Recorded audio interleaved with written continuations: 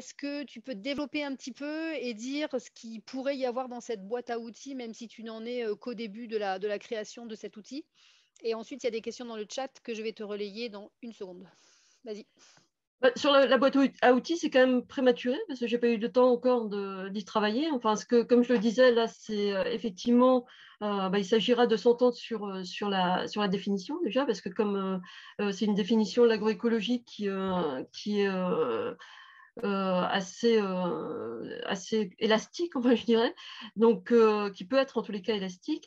Mais là, on s'est entendu en tous les cas pour que on s'inscrive dans l'échelle de Gliessman et donc sur les 10 principes de la FAO, les 13 de HLPE. Et donc, à partir de là, en fait, ce sera de pouvoir qualifier la contribution à l'agroécologie des différents projets en fonction de cette échelle. Donc, à partir aussi d'indicateurs qui, à la fois quantitatifs, c'est certain, mais aussi qualitatifs, ce qui est très important notamment pour les aspects sociaux qui peuvent être mesurés par des indicateurs quantitatifs, mais il est important aussi d'introduire des indicateurs qualitatifs.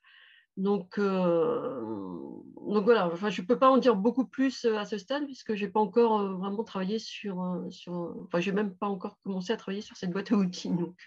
Ok, bah peut-être qu'il y aura des suggestions dans le chat. En termes de questions, on a Guy qui demande si tu as rencontré des projets qui font de l'agroécologie sans le savoir, sans en utiliser la terminologie. On a aussi de Giuseppina dans les Stawini qui nous demande, qui mentionne le fait que les groupes cibles sont des petits, des petits producteurs et que peut-être c'est un petit peu compliqué de mettre en place des activités avec eux d'une autre point de vue à nous de l'Union européenne, d'honneur. Oui, Anne, on va partager ton écran. Virginie nous dit qu'on reste sans doute encore au niveau pilote, que le terme agroécologie affronte souvent des réticences de la part des ministères, low input, local driven, et qu'il est mal compris. Donc, comment on pourrait corriger cela? Et je pense que... Ah non, encore une question de Claudia, qui est au siège avec nous. Elle voudrait mieux comprendre la revue des projets. Peut-être fait-on de l'agroécologie sans le savoir. À toi, Caroline. Ouais, bah justement, faire de l'agroécologie sans le savoir, c'est la raison pour laquelle on a mis un deuxième filtre, en fait, à savoir que c'était aussi pour identifier des projets qui pouvaient avoir une sensibilité agroécologique, qui répondaient à certains principes de l'agroécologie, mais sans l'afficher. Donc, mais pour moi, c'est un deuxième niveau d'analyse, à savoir que dans un premier temps, j'ai orienté l'analyse sur ces projets qui s'affichent et qui affichent réellement une ambition agroécologique pour voir dans quelle mesure, parce qu'il y a des projets qui affichent une ambition agroécologique et qui ne le sont pas non plus forcément. Donc, du coup, c'est aussi en croisant et comment dire, en approfondissant les différents indicateurs qui sont du projet qu'on peut voir à quel niveau il se situe. Donc, il peut y avoir effectivement des projets qui sont plus agroécologiques, mais qui ne l'affichent pas, que d'autres qui affichent une ambition agroécologique. Ça j'en ai repéré quelques-uns. Donc, ceux-là, ils ne sont pas exclus. Ils seront aussi pris en compte dans l'analyse, mais ils seront à un autre niveau de l'analyse.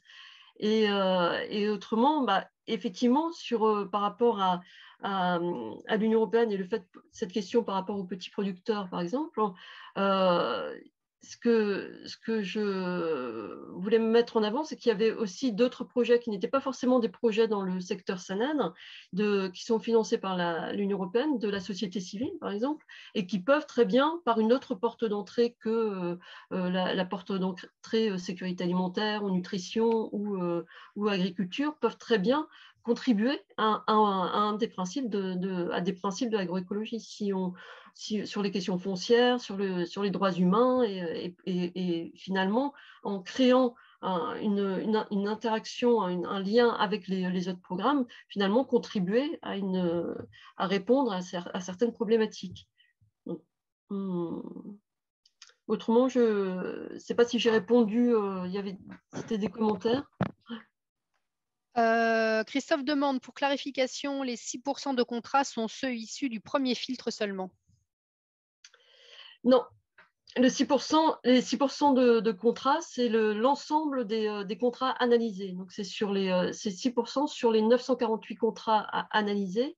Et donc, il y a en fait 6% de l'ensemble des contrats qui mentionnent le terme agroécologie.